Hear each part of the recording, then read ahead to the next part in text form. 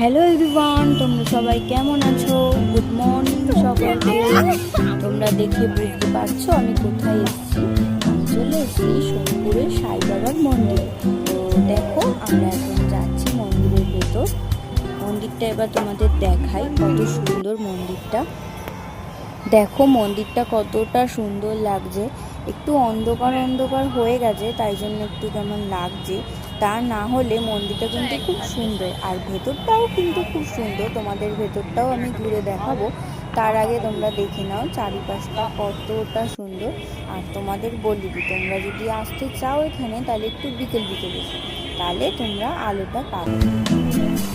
দেখো তোমরা, মন্দিরের ভেতর আমি ঢুকে গেলাম। একটু ঢং করে মন্দিরের ভেতর ঢুকছি, তোমরা দেখতেই পাচ্ছ। আবার মন্দিরের ভেতর ঢুকে একটু ঢং করে নমস্কারও করে ফেললাম।